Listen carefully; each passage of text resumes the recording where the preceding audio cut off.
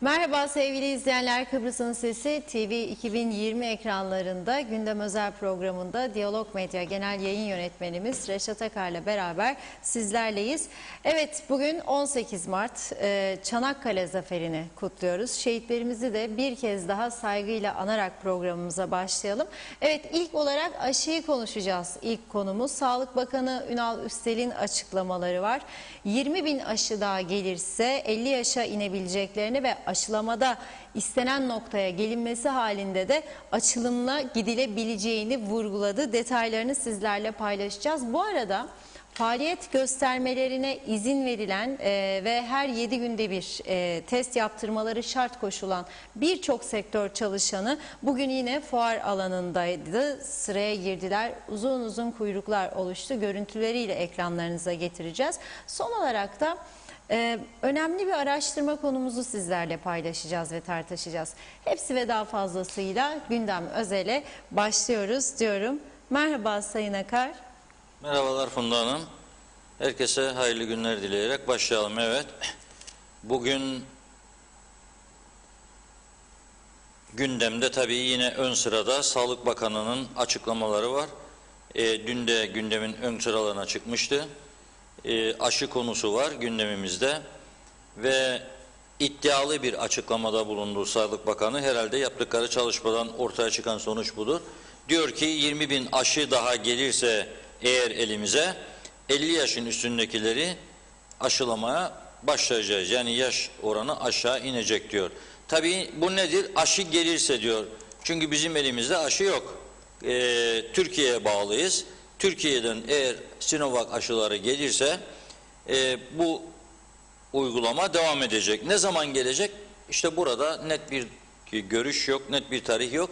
Çünkü Türkiye'ye gelecek önce. Türkiye'de yeni siparişleri bekliyor bildiğimiz kadarıyla ve o zaman tabii ki Türkiye'ye geldikten sonra bir miktar da bize aktarılacak Çin aşıları. Dün programımıza canlı olarak bağladığımız Londra'dan Doktor Sayın Teoman Sırrı önemli bir noktaya işaret etmişti. KKTC yetkililerinin onu da değerlendirmesinde fayda var. Biz buradan 2 aydır söylüyoruz ama dikkate almadılar. Ne eski Sağlık Bakanı ne de hükümetin diğer üyeleri ne de Başbakan ama şimdiki Sağlık Bakanımız inşallah dikkate alır. Ne demişti Teoman Sırrı Bey? İngiltere Kıbrıs'ın garantör ülkesidir. İngiltere'den aşı isteme hakkı vardır kanaatime göre Kuzey Kıbrıs'ın demişti. Bir devletten devlete olması şart değildir bunun çünkü tanımıyorlar bizi vermeyecekler. Ama Kıbrıs Türk toplumunu İngiltere tanıyor, böyle bir toplum olduğunu kabul ediyor. Aynı zamanda burada resmi bir rakam yok elimizde ama 20.000 civarında da İngiliz'in yaşadığı iddia ediliyor. Dolayısıyla böyle bir teklifle İngiltere'nin karşısına çıkılabilir. Ayrıca 3,5 dolardan bu aşıları satma durumu da var. İngiltere'nin satıyor da. Buradan kaynak da yaratılabilir. Herkes kendi aşı parasını ödesin de aşılansın deseler, asgari ücretin üstündekiler yahut da 5.000 TL'nin üzerinde geliri olanlar deseler, eminim ben insanlar o parayı da verecek, aşılanacak. Dolayısıyla niye bunu yapmıyorlar? Anlaşılır bir durum değildir. Bir an önce bunu düşünmelerinde fayda var. Fakat eğer her defasında Türkiye'ye aşının gelmesini, Türkiye'den de buraya gönderilmesini beklersek bu iş istediğimiz hızla gitmeyecek. İstediğimiz hızla da gitmeyince açılım beklentileri devamlı tehir edilecek. Şimdi hükümetin Sağlık Üst Kurulu'nun dün saatlerce bir toplantı yaptığı, bugün de bu toplantıların devam edeceği ve yarın da devam edip sonuçlandırılacağı, bundan sonra ortaya çıkacak sonucun yarın Bakanlar Kurulu'na aktarılacağı ve önümüzdeki hafta büyük bir olasılıkla kapalı alanlarda da eğlence yerlerinin açılmasının gündeme gelmesi bekleniyor. Yani gelecek hafta içerisinde yeni açılımlarda kapalı alanların da bazı şartlarla tabii ki mesafe kurallarını ortaya koyarak açılması bekleniyor. Bunu göreceğiz. Sağlık Üst Kurulu'nun ortaya koyacağı kararları göreceğiz ama şu an itibariyle böyle bir durum yok. Bu arada yine Sayın Ünal Üstel'in açıklamasına göre 10.000 adet hızlı antijen test kiti gelmiş ve bu kitleri de önümüzdeki günlerde kullanacağımızı söylüyor Sayın Bakan. Bu da gerçekten çok önemlidir. Çünkü bu kitleri hızlı test sonucu almak önemli ama 10.000 adet tabii ki yeterli bir rakam değil. Onu da söyleyelim. Şimdi açılan iş yerleriyle ilgili PCR meseleleri var. Bu PCR'ların ücretsiz yapıldığının duyurulması üzerine fuar alanında özellikle Lefkoşa'nın yoğunluklar oluşuyor. Dün de bunu vurgulamıştık. Bugün yine arkadaşlarımız oradaydı. Dilerseniz programın başında bu görüntüleri sizlere izletelim. Orada yapılan röportajları. Kolay değil tabii. İş yerini açıyorsunuz. Haftada bir sizden PCR istiyorlar. Ve o PCR yapmak için gidip saatlerce soğuğun altında sıraya giriyorsunuz. Buna da bir çözüm inşallah bulurlar diyoruz ve izliyoruz.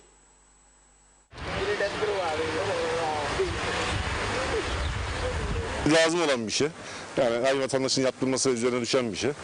Keşke daha sık yapılsa, daha herkes yapılsa. Sadece çalışanlar değil de evde izin olan arkadaşlar onlara zorunlu olsa. Ama bu PCR testinin çok fazla şeyin önemi yok. Bizim için önemli olan aşı. Tatar yaptı, açıklama yaptı işte Cumhurbaşkanımız. %15 yapıldı diye. Onun bir an evvel hızlanmasını istiyoruz. Bir an evvel bu pandemi süreci bitsin istiyoruz. İnsanlar aç, evine ekmek götüremiyor. Özellikle turizm sektörü bitik durumda. Bunların düşünülmesi lazım. Yani tamam test tabii ki hepimizin görevi ama bunlara daha çok ağırlık verirse daha da güzel olur. İnsanların mesaisine bırakıp geliyor. Bu soğukta bekliyorlar. Yani tabii ki birkaç noktada olması daha iyi olur. Mevcut koşullar belli, ülkenin sosyoekonomik koşulları belli. Yani bundan daha nasıl olacak? Daha insani, daha demokratik olur ama bu ülkenin koşulları belli. Dolayısıyla bu düzende ancak bu kadar olabilir. Herkes çalışıyorlar. Yani herkes firmasını gönderiyor test yapmasını. Anladın? Evet. Yani bunun lazım bekleyecekler. Herkesin sırasını bekleyecekler. İşte lazım yaparsan. Yani lazım bak bu kadar kuyruk var, bu kadar insanlar var, bu kadar şey var. Lazım hakkı var. Bir iki yerde yapılsınlar. En azından sıra beklemeyi. Tabii. Tabii ki daha iyi olur. Şu anda zaten sanırım bir haftaya çıkartmışlar. Her haftada bu eziyet çekilmez. Çalışan insanız çünkü. Bir saat oldu. Bir saat. Evet. Başka bir yerlerde daha yapılması lazım yani. Test noktası daha açılabilir. Yani birkaç nokta daha kapalı, insanları da beklemeyeceği bir yerde yapılması daha iyi. Bayağı kalabalık, çok şikayetçiyiz. Olmayacaksak da kesin burada kaparız. Maalesef beğenmiyoruz. Yani ayrı yerlerde, ayrı şekilde yapılsa, dağılım yapılsa çok, evet tabii ki çok daha iyi olacak. Yani şimdi bu yoğunluk olmayacak, o ayrı örnek veriyorum. Yani bu Güney veya Türk tarafıyla ilgili bir durum değil. Ama Güney'de kiliselere her tarafa yerleştirdiler. PCR testlerini giderler 15 dakikada yapıp çıkıyorlar. Yani biz burada koştururuk her hafta yaptırmamız lazım. Çünkü işverenim nasıl diyeyim size her hafta yaptırdığımız için bu da bizim için sorun. İnsanlarla diyalog içindeyiz. Kapmayacaksak da kapatacak yani burada.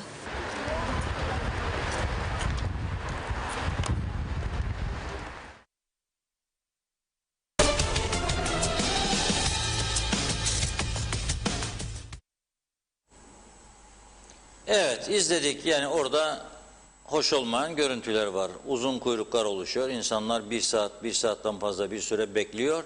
Sırf ücretsiz PCR yapsın diye. Eğer bir şart getirmişsek açılan iş yerleri her hafta PCR yapacak diye bunu daha hızlandıracak bir yöntem bulmalıyız ve daha fazla da tabii test kitinin bu ülkeye getirilmesi gerekiyor. Öyle anlaşılıyor. Ve bir de şunu düşünmek lazım artık. Bu süreç uzarsa devlet bu kadar masrafın, bu kadar harcamanın altından nasıl kalkacak? Belki bunu zaman içerisinde fiyatlarını da kontrol ederek eczanelerde PCR testinin yapılabilmesine olanak sağlanması lazım. Eczaneler orada bu PCR'ı alıp nereye gönderecek, hangi laboratuvara? Yetkili laboratuvarlar vardır. Onlar da denetlenirse o laboratuvarlarda yapılır, sonuç bildirilir. Daha hızlı netice alma imkanı doğar. Ama dediğim gibi burada maliyetlerin belirlenmesi ve kontrol edilmesi lazım. Çünkü zaten düşük geliri olan esnaf gidip bir de oralarda her hafta para harcayarak yüksek rakamlar çıkarsa bu paralar harcama imkanı olmayabilir. Bunu da düşünmek lazım. Değişik yöntemlerin artık gündeme gelmesi lazım. Az önce söylediğim, bir daha tekrarlıyorum. Aşı konusunda da bugüne kadar istenseydi çare yaratılırdı inancındayız. Çünkü biz evet ana vatanımız Türkiye sağ olsun gönderiyor ama aynı zamanda 27 Nisan'da başlayacak olan Beşli Konferans'ta mesela masaya oturacaklardan bir tanesi İngiltere'dir. Nedir? Garantör ülkedir. Sen benim garantör ülkem isen o zaman bana yardımcı olacaksın. Avrupa Birliği masada olmak istiyor. Çok büyük girişimler var masaya oturması için. Neden? Kıbrıs diyor Avrupa toprağıdır. Eğer Kıbrıs Avrupa toprağıysa sen de bana daha çok aşı vereceksin. Beni bırakamazsın. Para istiyorsan parayı da verebilmeliyiz. Ve bu kaynak var burada. Bu kaynağı yaratmak isteyen insanlar çıktı ortaya. 100 bin, 200 bin TL sadece bir kişi bağış yapmak istediğini açıkladı. Onu da para toplamasını da bilmiyoruz. Yani yardım kampanyalarıyla para toplayıp doğrudan Sağlık Bakanlığı hiçbir kuruluşu karıştırmadan işin içine herhangi bir suistimal iddiası girmeden Sağlık Bakanlığı bu işi başarabilirdi. Ama bir inat, bir murat girmediler bu işin içerisine. Biz yaparız, Türkiye bize verir. Verir ama onun da öncelikleri var. Onun da elindeki miktar sınırlı, yetersiz. Yani o yüzden bu konuya özel bir önem vermeleri gerekiyor. Nitekim Turizm Bakanı bugün yaptığı bir açıklamada diyor ki eğer diyor biz bu konularda, sağlık konularında daha hızlı davranabilirsek Sağlık Üst Komitesi yani vaka sayısını düşürmemiz ve daha sık kontroller yapabilmemiz halinde diyor, o zaman daha hızlı bir şekilde aşılabileceğiz diyor. Ve şöyle diyor, Sağlık Üst Kurulu gibi bir turizm üst kurulu kurmuşlar diyor Sayın Turizm ve Çevre Bakanı Fikri Ataoğlu Bey. Bunda diyor paydaşlarımızın başkanları, işletme sahipleri, havayolu yetkilileri, taşımacılık yetkilileri gibi birçok paydaşla birlikte diyor bir turizm üst kurulu oluşturuyoruz diyor. Aman Allah aşkına bürokratik işlemler daha da artmaz inşallah. Sağlık Üst Kurulu, oradan Bakanlar Kurulu, Bakanlar Kurulu'ndan karar, şimdi de turizm üst kurulu, turizm üst kurulundan Bakanlar Kurulu karar. İnşallah çok bu iş bürokratik mekanizma içerisinde ezilmez. Yani daha da tehlikeli bir duruma ulaşmaz. Turizmde diyor aktif çalışanlarımız diyor 14.500 kişi diyor şu anda. Ama açıldık dediğimiz zaman diyor 22.500 kişiye ulaşacak diyor.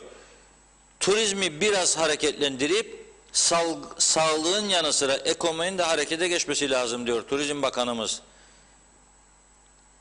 Ve böyle bir şey olursa diyor çark dönecek diyor. Çarkın dönmesi de bizi rahatlatacak diyor. Evet, Turizm Bakanımızın açıklaması da bu yönde. İnşallah bu çarkı döndürmeye başlarsınız derim ben de Sayın Turizm Bakanı'na. Ama ne yazık ki Sağlık Üst Kurulu karar alırken Turizm Bakanı'na danışmıyor. Yani Turizm Bakanı'na çoğu zaman Üst Kurulu'nun aldığı kararları televizyon, gazete haberlerinden öğreniyor ne yazık ki.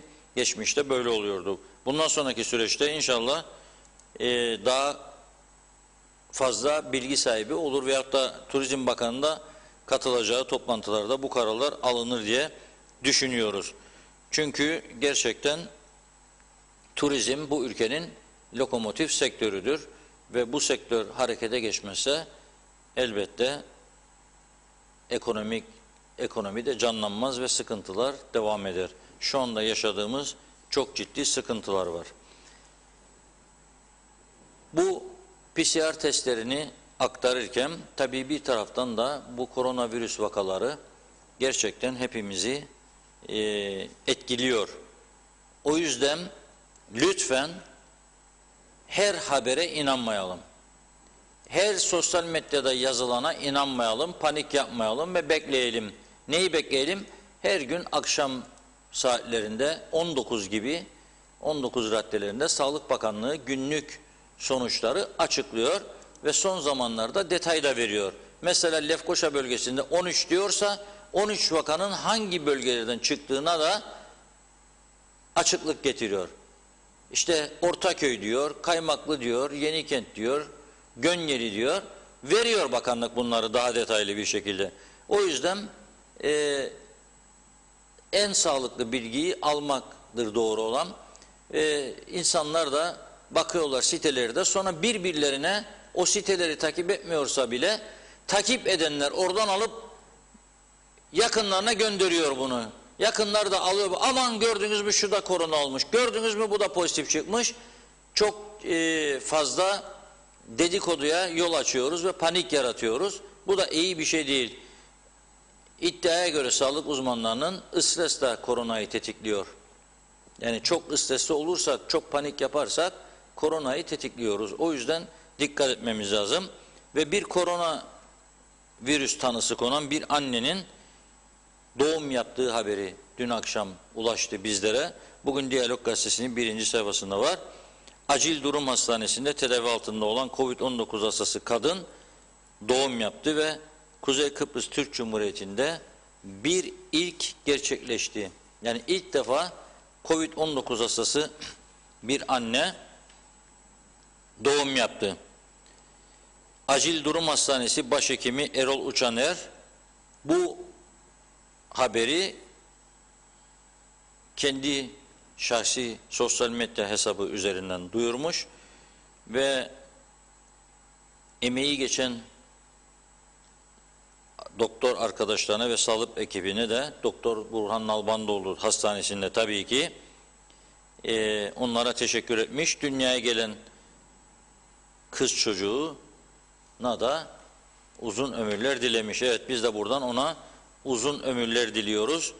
Covid-19 hastası olan annenin gerçekleştirdiği doğum bu Kuzey Kıbrıs Türk Cumhuriyeti'nde bir ilk oldu. Ve bir başka haber, tabii önce dedikodu muydu, doğru muydu, değil miydi? Bayağı etki yarattı. Cumhurbaşkanı Sayın Ersin Tatar 12 Mart tarihinde Futbol Federasyonu Başkanı Hasan Sertoğlu'nu ve ekibini kabul etmişti. Tabii bu kabulden sonra ortalığa bir yığın haberler yayıldı ve Cumhurbaşkanlığı Spor Danışmanı Sertaç Bozatlı'nın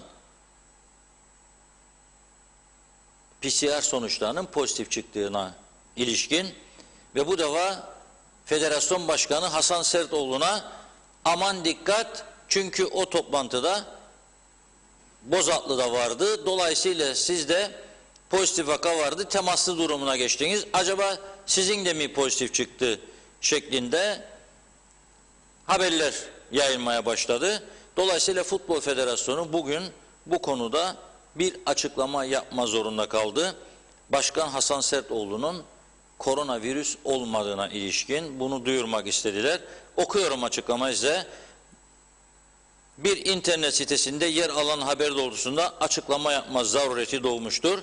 Şöyle ki diyor, Kıbrıs Türk Futbol Federasyonu Başkanı Hasan Sertoğlu 12 Mart 2021 Cuma günü Cumhurbaşkanı Ersin Tatar ile Cumhurbaşkanlığı Sarayı'nda bir görüşme gerçekleştirmiştir. Sosyal mesafe, maske ve temizlik kuralları çerçevesinde gerçekleşen bu görüşmede yapılan koronavirüs testi pozitif çıkan Cumhurbaşkanlığı Spor Komitesi Başkanı ve Spor Dairesi Dış İlişkiler Amiri Sertaç Bozatlı da hazır bulunmuştur. Tüm bu olgular ışığında Federasyon Başkanı Hasan Sertoğlu'nun bugün yapmış olduğu koronavirüs testinin negatif olduğunu bildirir, iyi çalışmalar diliyoruz. Cumhurbaşkanlığı Spor Danışmanı Sertaç Bozatlı'nın da özel bir hastanede yaptırdığı PCR test sonucunun koronavirüs pozitif çıktığı belirtiliyor. Bozatlı'ya Lefkoşa Devlet Hastanesi'nde teyit amaçlı ikinci bir testin yapıldığı ve onun sonucunun çıkmasının beklendiği belirtiliyor. Yani illaki o görüşme yapıldı, o salonda pozitif vaka çıkan biri vardı, tümü de pozitif çıkacak diye bir durum yok. Bu konuda aman dikkat, lütfen dikkat, insanların isimlerini de vererek sanki çok kötü bir şeymiş gibi, aman çok tehlikeli bir durum oluşmuş gibi bir ortam da yaratmayalım. Yani grip olabilir insan, şiddetli grip, adı herhalde gazetelerde, internet sitelerinde grip oldu diye geçmez. Koronavirüste illaki isimlerin yazılması ve insanların paniğe sokulması gerekmez. Hele hele kesin sonuçlar alınmadığı sürece buna dikkat etmek lazım. Şimdi biraz da paradan bahsedip önemli bir konuya geçeceğiz bugün. Nedir bu önemli konu? Bu yaptığımız programlarda sizden de gelen çok sayıda yorum var. Yani bugüne kadar binlerce yorum geldi sizlerden bize. Teşekkür ediyoruz tabii ki. Çok önemli bizim için. Bize de ışık tutuyor bu yorumlar. Ama bir baktık, inceledik gelen mesajları. Genellikle vatandaşlarımız neden Kuzey Kıbrıs Türk Cumhuriyeti bugün bu kadar ağır bir ekonomik kriz altında kaldı?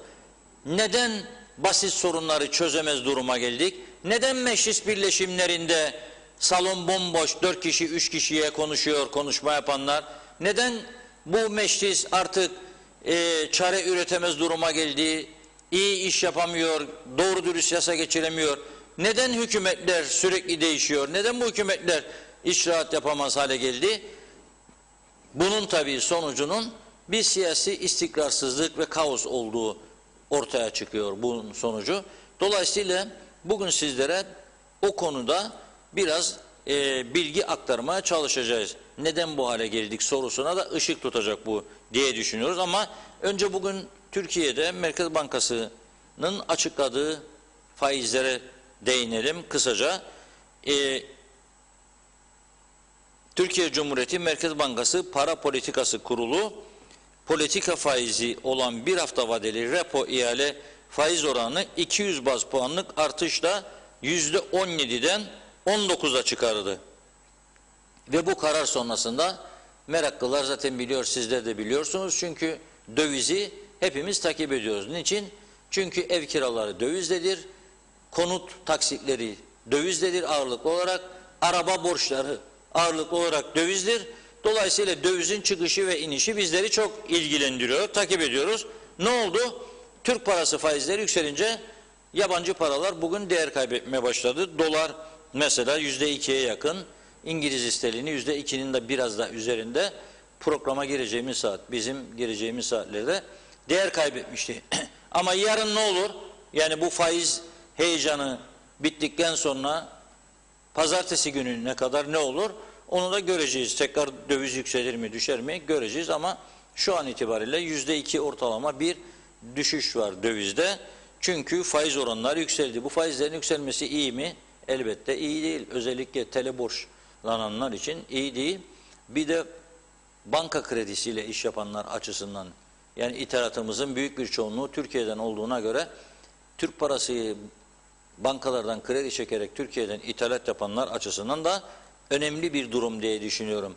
Yani bir ürün getirdiniz Türkiye'den, bunun üstüne %20 kar koyarsaydınız eskiden, şimdi %40'a çıkaracaksınız. Çünkü %25'lere kadar dayanacak diyor arkadaşlar bu kredi faizleri. Dolayısıyla %25 faiz ödeyerek mal getiriyorsanız 20 de koyduğunuz üstüne %45'e çıkacak, pahalılığı körükleyecek bir durum ortaya çıkacak. Bunu da düşünmemiz lazım. Evet, döviz biraz düştü ama böyle kalır mı? Göreceğiz. Ekonomistler birkaç gün sonra bu faiz kararının etkisi gider, gene döviz yükselmeye başlar düşüncesindeler. Çünkü birçok değerlendirme yaparak bu sonuca varıyorlar. Merkez Bankası'nın döviz rezervlerini, Türkiye'nin ekonomik durumunu, her şeyi değerlendirerek bir sonuç ortaya çıkarıyorlar. Bu onların işi. Biz de onlardan aldığımız bilgileri sizlerle paylaşmaya çalışıyoruz. Şimdi Funda Hanım, evet, mesaj saati ama ardından öteki konumuza geçeceğiz. Eminim sizler de çok ilgi göstereceksiniz diğer konumuza. Evet, Ali Toprak iyi yayınlar dilemiş. Mustafa Özcan da Çanakkale şehitlerimizi rahmet ve saygıyla anıyoruz diyor. Şahideoğlu da iyi yayınlar dilemiş. Mehmet Uluçaylı da şehitlerimizi rahmetle anıyoruz. Hayırlı yayınlar diliyor. Serkan Ataylar teşekkür ediyoruz.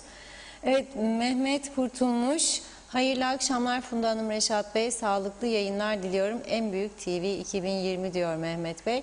Mehmet İnancı. Hoş vakitler değerli dostlarım. Mutlu huzurlu yayınlar dilerim. Koronasız günlere inşallah. Ümit Mustafa günde 3 tabak yemek, 1 leğen suyla bir karantinada yıkanacak insan nasıl olur? Bu 120 milyon TL anlamadım. Devlet para ödedi otellere. Kesin birileri anlaşmalı olarak aldı bu paraları diyor. Bu işte bir iş var Reşat abi. Bu konu hakkında aydınlatır mısınız halkımızı? Ev karantinası olsa para devletin hazinesinde kalacaktı. İyi yayınlar diliyorum. Sizleri Diyalog TV 2020 sizleri seviyoruz demiş. Kamil Özalay Almanya'dan bize iyi yayınlar diliyor. Selamlar.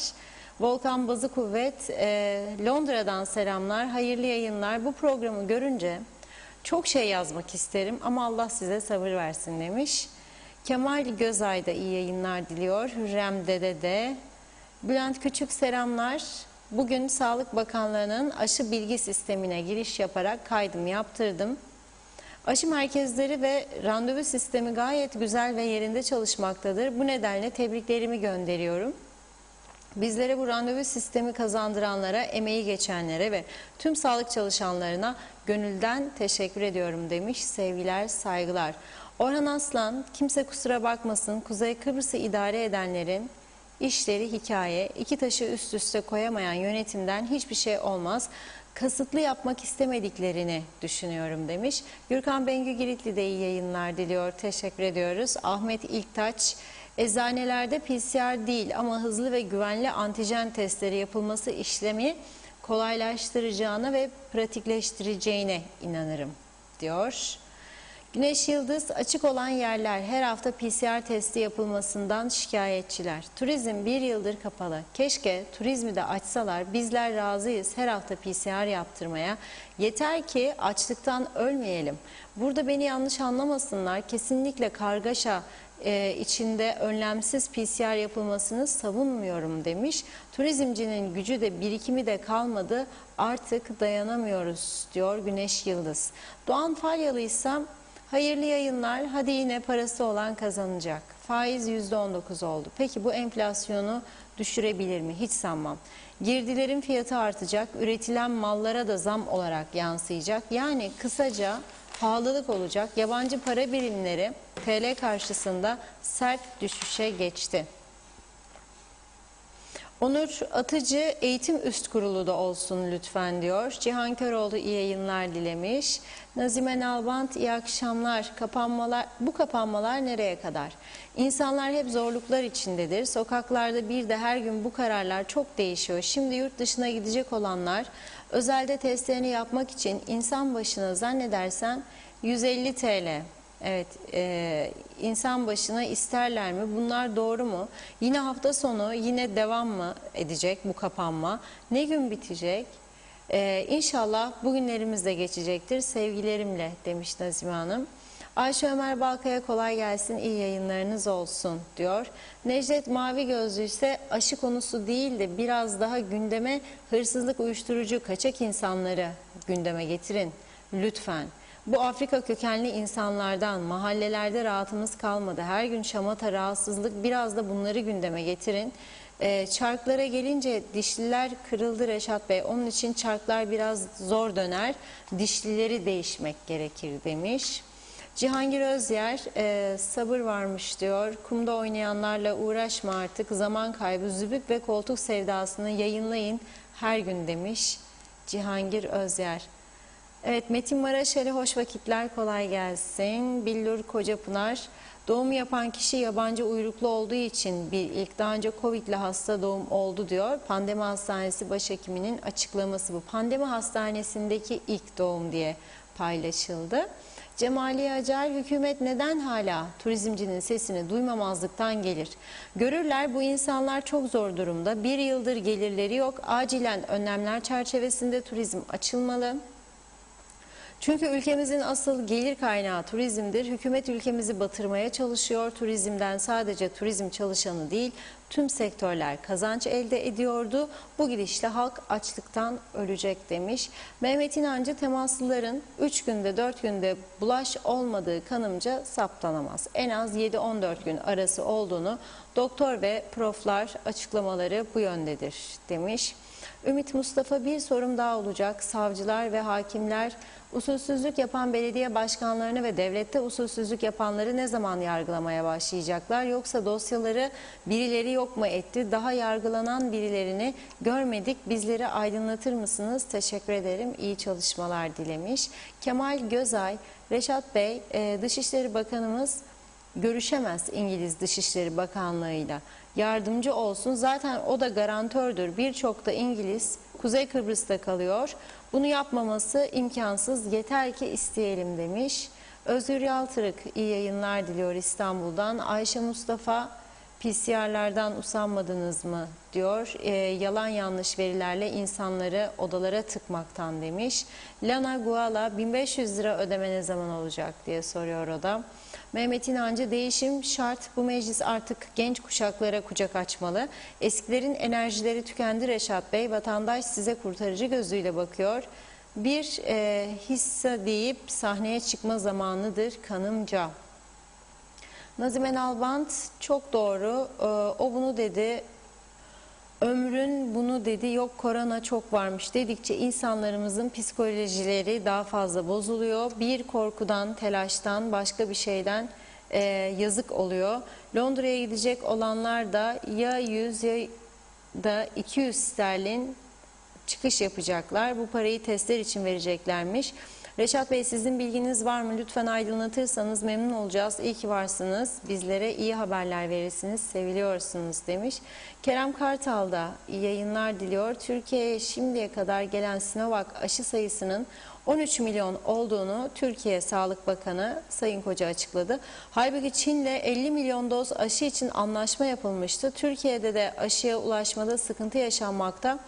Umarım en kısa zamanda tedarik sorunu ortadan kalkar ve Türkiye ve Kuzey Kıbrıs'ta aşılama hızlı bir şekilde gerçekleşir. Bizler de normal hayatımıza devam ederiz. Tüm Kuzey Kıbrıslı dostlara İzmir'den selamlar dilemiş Kerem Kartal.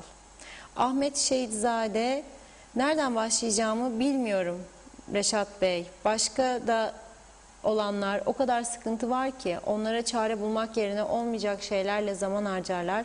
Ben bir hayvancı olarak Tarım Bakanı'na seslenmek istiyorum. Bu hayvancı bitti. Ya sadaka istemiyoruz. Hakkımız olan küpe paralarıdır. 15'inde yatacak dendi. Kaynak yok, yatmadı. Ne olacak? Bizim hayvanlarımız bekleyemez.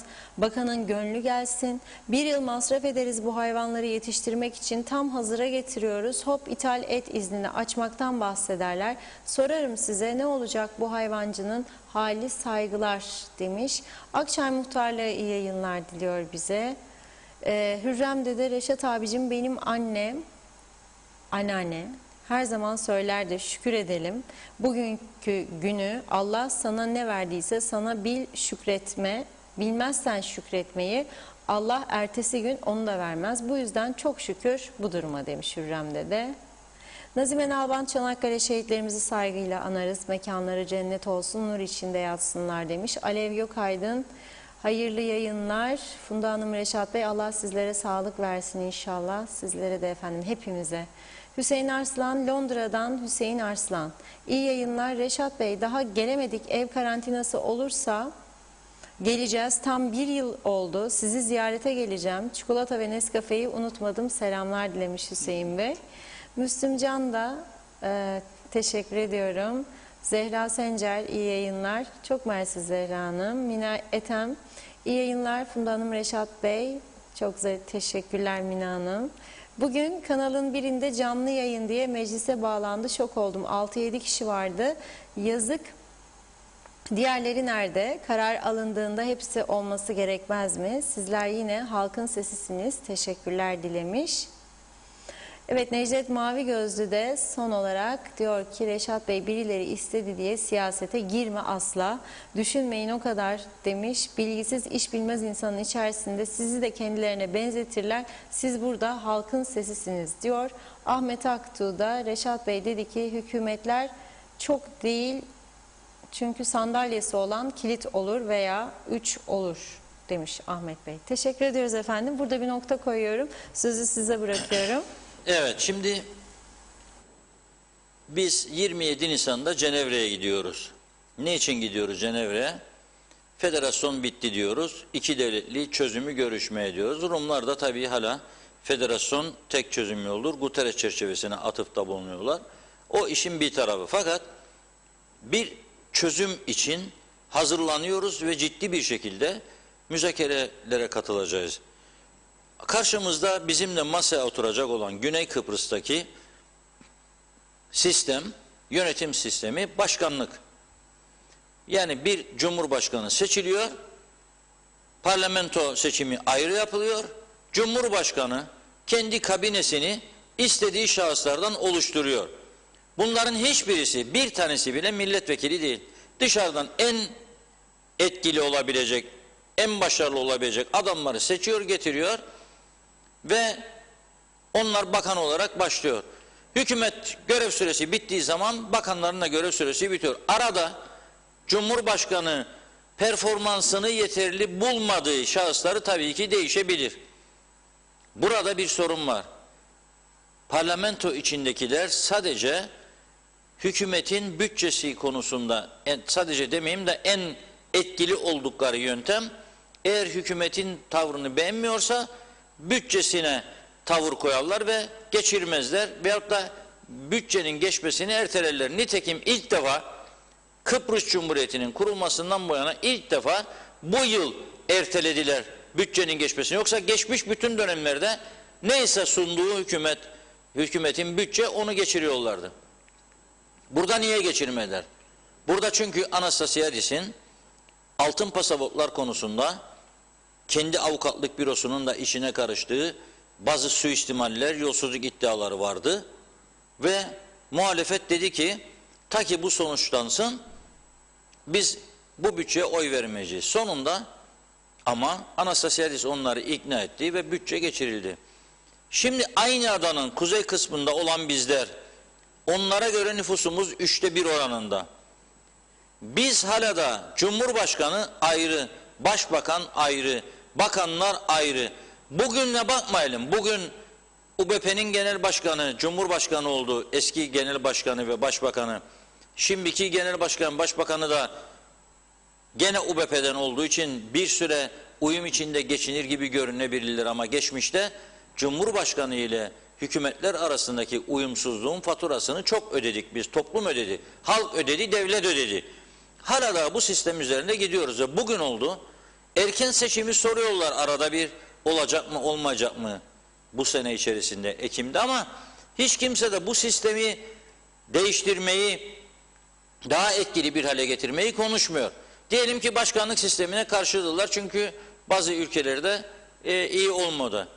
Ama örnek alabileceğimiz bir yakınımızda Güney Kıbrıs'ta. Diyelim ki bu da olmadı. Gerek yok. Başkanlık sistemi olmuyor bize. Parlamenter sistem. O zaman seçim sistemini değiştirelim. Daha sağlıklı bir seçim yapalım. Parti sayısı sınırlansın. Daha güçlü bir baraj koyalım. Ve böyle 4 partili, 3 partili koalisyonlar yerine tek parti iktidarı veya ikili koalisyonla bu ülke daha güzel bir şekilde yönetilsin. Yapmadık. Bugüne kadar tartışılmadı, konuşulmadı. Şimdi burada sizlere son 20 yılın başbakanlarını bir hatırlatmak istiyoruz. Son 20 yılda kimler geldi, kimler geçti. En fazla Sayın Derviş Eroğlu'nu tutacak arkadaşlar ekranda. Çünkü en uzun süreli başbakan. Bakınız nereden nereye geldik. Bu amaçla bunu istedim. Son 20 yılı açıklarken tabii ki Sayın Eroğlu'nun başladığı yıldan başlamam lazım. 19 Temmuz 1985'te başbakan oldu Sayın Eroğlu ve 1 Ocak 1994 yılına kadar devam etti. 9 yıl, yani seçim oldu, gene seçildi, gene başbakan. Sonra Derviş Eroğlu Bey 16 Ağustos 1996'da başbakan oldu. Nereye kadar? 13 Ocak 2004'e kadar. Sonra Derviş Bey yine başbakan oldu.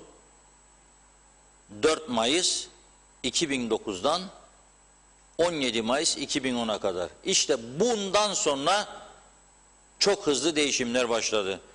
Derviş Bey bir yıl başbakan seçildikten sonra bir yıl sadece bu görevi yaptı ki bu 2009 seçimleri çok önemliydi. Cumhuriyetçi Türk Partisi'ni iktidardan indirdi ve Ulusal Birlik Partisi'ni tek başına iktidara taşıdı bu halk. Neden? İyi iş yapsın diye. Fakat Derviş Bey bir yıl sonra Cumhurbaşkanlığına aday olduğu için bir yılda başbakanlık görevini bıraktı 2009'dan. Şimdi biz tabii son 20 yılı alacağız dediğimiz için Derviş Bey'in 96-2004 yılı dönemini öne çıkarak başlıyoruz. 2004 yılında Derviş Bey başbakanlık görevini devrettik. Kime devretmişti? Geçelim Sayın Mehmet Ali Talat'a. 13 Ocak 2004, 26 Nisan 2005. Bir yıl 3 ay sadece başbakanlık yapmış. Sonra ne olmuş? O da Cumhurbaşkanı aday olmuş, Cumhurbaşkanı seçilmiş. Dolayısıyla o da Derviş Bey gibi bir yıl sadece başbakanlık yaparak bırakmış görevi. Geçelim sonra Ferdi Sabit Soyer Bey. 26 Nisan 2005, 4 Mayıs 2009. Ferdi Bey 4 yıl süreyle başbakanlık yaptı. Sonra geliyoruz İhsan Küçük Bey'e. İhsan Küçük Bey 17 Mayıs 2010, 6 Haziran 2013. O da yaklaşık 3 yıl süreyle başbakanlık yapmış. Geçiyoruz Sibel Sever Hanım. Geçici bir süre. 6 Haziran 2013, 2 Eylül 2013. Sadece 3 ay gördüğümüz gibi. Geçiş hükümetiydi çünkü. Sonra geçiyoruz Özkan Yorgancıoğlu. Bakınız kaç kişi Özkan Yorgancıoğlu Bey'i hatırlıyor? Elimizi vicdana koyalım. Şimdi bizi izleyenlerin kaç kişisi böyle bir başbakan geldi geçti bu ülkeden hatırlayan var mı acaba? O da kısa süreli. Cumhuriyetçi Türk Partisi'nden milletvekili, parti genel başkanlığı yapmış bir süre ve başbakan olmuş. 2 Eylül 2013, 16 Temmuz 2015. 2 yıl bile gitmemiş başbakanlığı. Geçelim Ömer Kalloncu Bey'e. Var mı tanıyan içinizde Ömer Bey'i? Başbakanlık görevi bittikten sonra bir daha sesini sedasını duyan olmadı. Allah iyiliğini versin. Şu anda nerededir, ne yapıyor hiçbirimiz de bilmiyoruz Ömer Bey'in. 2 Eylül 2013, 16 Temmuz 2015. 2 yıl bile gitmemiş onun da başbakanlığı. Pardon, o Özkan Bey'indi. Geliyorum Ömer Kalloncu Bey'e. Onun bir yılda gitmedi başbakanlığı. Dikkat edin. 16 Temmuz 2015, 16 Nisan 2016. Sadece 9 ay başbakanlık. 9 ay. Düşünün sen o başbakan olunca bakanlar da değişiyor. Ekipler değişiyor. Müdürler, müsteşarlar, kalem müdürleri hepsi değişiyor. Müşavirlerin sayısı artıyor babam artıyor. Ya olacak şey mi bu? Bakınız ondan sonra da Kuzey Kıbrıs Türk Cumhuriyeti neden bu hale düştü? Neden kalkınmadık? Neden ekonomimiz iyileşmedi? Lütfen 2 tane kaldı. Şimdiden herkes kağıdı kalemi alsın. Daha doğrusu mesajları yazmaya başlasın. Bu isimlerini saydıklarımın içerisinde en başarılı kimi buldunuz bugüne kadar? Kaç tanesinin ismini hatırlıyorsunuz veya hatırlamıyorsunuz? Lütfen yazınız. Ve dünyanın hangi ülkesinde böyle bir durum vardır? Hangi ülkesinde? Rumlar maskara ligi derler buna. Maskara ligi derler. Türkçesini ne olduğunu anlamakta zorlanmaz hiç kimse. Olacak iş mi ya? Aynı partiden Özkan Yorgancıoğlu Bey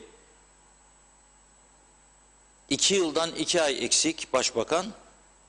Ondan sonra Ömer Galloncu Bey hemen ondan sonra devralıyor. 9 ay. Ve geliyor Hüseyin Özyürgün'e. Hüseyin Bey şu anda İstanbul'da tabii hayatını yaşıyor. Buraya da gelmiyor. Maaşla banka hesabına yatıyor. Oradan kullanıyor. Güle güle kullansın. Çünkü Cumhuriyet Meclisi de bunun doğru olduğunu ve devam etmesi gerektiğini kararlaştırdı. Oy çokluğuyla meclis böyle bir karar aldı. 16 Nisan 2017'de başbakan olmuş Hüseyin Bey. 2 Şubat 2018'de 10 ay sonra düşünebilir misiniz? Gitmiş. 16 Nisan 2017'de başbakan olmuş. 2 Şubat 2018'de 10 ay sonra başbakanlıktan ayrılmış. Hatırlayacaksınız, bir Hodri Meydan şarkımız vardır. Yine sözleri bana ait, bestesi Aydın Çubukçu'ya ait. O şarkıyı, sözlerini yazmamız ve o besteyi yapmamızın sebebi Hüseyin Bey'in o zaman başbakan iken, durup dururken bir akşam Ulusal Birlik Partisi'nin kuruluş yıl dönümü resepsiyonunda herkesin kafalar bulutlanmıştı viskileri içtikten sonra. Kürsüye çıkmış, mikrofonu eline almış, CTP'ye Hodri Meydan erken seçim demişti. Nereden icap etti bu? Neden bunu söyledi? Kim kendisini teşvik etti? Buna hala daha ortaya çıkmış değil. Bir şeyler var. Çünkü parti meclisinin kararı yok. Merkez Yönetme Kurulu'nun kararı yok. Milletvekilleriyle hiç konuşmamış bu konuyu. O gece bir anda kürsüye çıkmış, demiş ki Hodri Meydan. Hodri Meydan şarkısını da dinlediniz size bugün vakit kalırsa, ama başka bir şarkımız var, onu dinleyeceğiz az sonra. Ama istek gelirse Hodri Meydan'ı da dinlediniz. Ne oldu? Gayet iyi giderken başbakanlık görevi, orada göreve devam ederken Hodri Meydan erken genel seçim ve bu da tabii o Hodri Meydan dediği Cumhuriyetçi Türk Partisi daha az milletvekili çıkardığı halde oluşan hükümette, dörtlü koalisyonda bu defa CTP'nin başkanı Tufan Erhürman başbakanlığa geldi. 2 Şubat 2018'de göreve geldi. 22 Mayıs 2019'da görevi sona erdi. Ne kadar gider? 1 yıl 3 ay sadece. Dikkat edelim. 1 yıl 3 ay. Ondan önceki 10 ay. Ondan da önceki 9 ay. Nasıl gelişecek bu ülke? Nasıl sorunları çözecek? Kim çözecek? Hangi cesaretle, hangi güçte?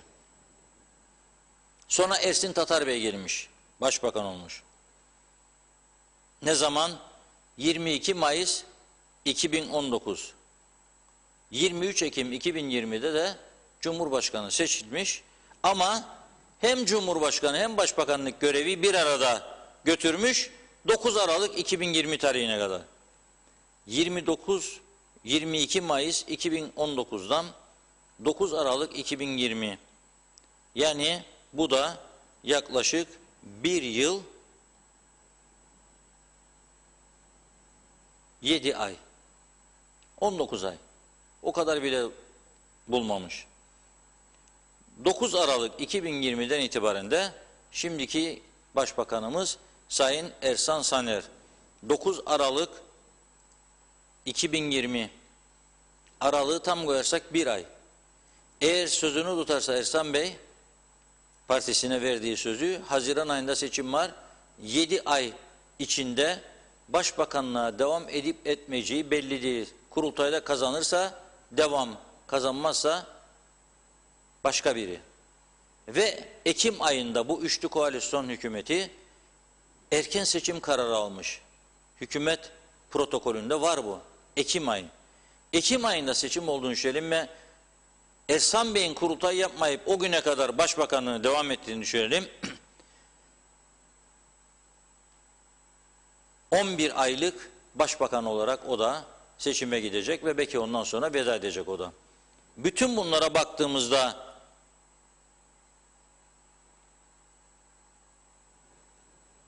son 20 yıl içerisinde 11 tane başbakan değişmiş bu ülke. 20 yılda 11 tane başbakan. Rumlarda 4 tane cumhurbaşkanı. O yönetiyor çünkü ülkeyi, cumhurbaşkanı yönetiyor. Peki bu şartlar altında iyice bir düşünelim. Bu ülke hakikaten kendini toparlayabilecek bir imkana sahip mi bu siyasi yapıyla? Bu ülke bu şekilde bu sistem devam ettiği sürece ayağa kalkabilecek mi? Bu ülke bu kadar cefa çekmiş, fedakarlık yapmış, sıkıntılar yaşamış, bu halkı mutlu edebilecek mi bu sistem? Bu sistem forever dedikleri milliyetçilerin yaşatacağız dedikleri sonsuza dek KKTC'yi yaşatabilecek mi bu sistem? KKTC'yi ileriye taşıyabilecek mi? Ve bu sistem bizi çözüm olsa veya olmasa Rumların yanında eşitliğe taşıyabilecek mi? Eşit olabilecek miyiz onların yanında? Gerek siyasi gerek ekonomik anlamda. Bunu ben halkımızın takdirlerine sunuyorum. Ama merak ediyorum. Lütfen kaç tanesini hatırladığımızı, başbakanlık yaptığını ve hangisinden en fazla hizmet gördüğümüzü de yazalım. Kayıtlara girsin. Tekrar ediyorum. Bazı başbakanlar geçmiş ki, bakın 20 yıl çok uzun bir süre değil ama bazıları var. Eminim ben bizi izleyenlerin önemli bir kısmı isimlerini hatırlamıyor, bilmiyor. Acaba böyle biri olduğumuzu diye düşünenler de vardır mutlaka. Eminim buna. Biz bu sistemde nereye gideceğiz acaba? Bu soruyu kendi kendimize sormamız gerekir mi, gerekmez mi? Size bir şarkı dinletiyoruz. Şimdi siz bu arada yazmaya devam edin lütfen. Onun üzerine tartışalım.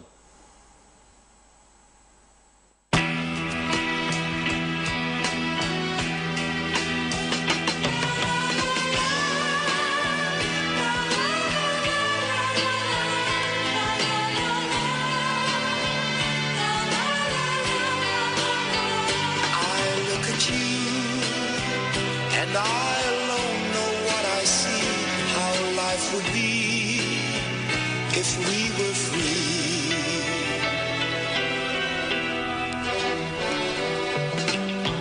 I still remember well that Sunday in the spring, that certain feeling that a first hello can bring.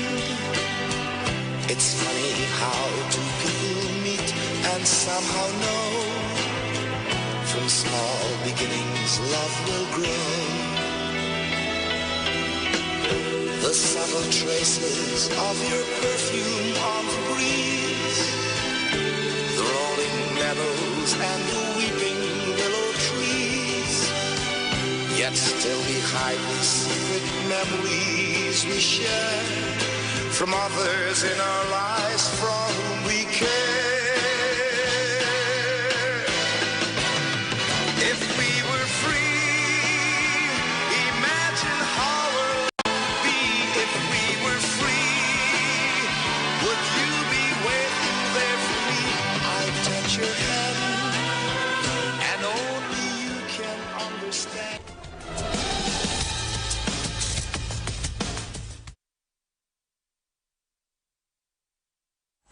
Kimler geldi, İngilizcesini kimler dinledik. geçti? Acep neydi bu şarkının adı? Hadi bakalım bir de bunu yazalım. Ben hemen bu söyleyeyim. şarkının adı neydi? 1 dakikalık süre vardır. Çünkü Türkçesini yayınlayacağız. Yayınlamaya başladıktan sonra olmaz. Bu şarkıyı Sol Ray söyledi az önce. We Were Free adını taşıyor. Hafızalarda yer etmiş bir şarkı. 1972 yılında ilk defa söylemişler bu şarkıyı. Tabii çok güzel söyleyenler de vardır ama telif hikayeleri olduğu için biz bunu böyle bu şekilde seçiyoruz.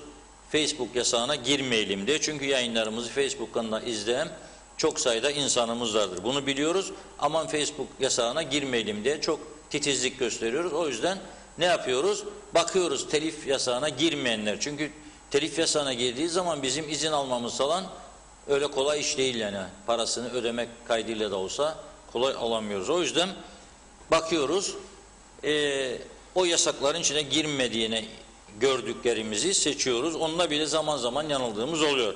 Şimdi Türkçe sözlüsünü getirelim.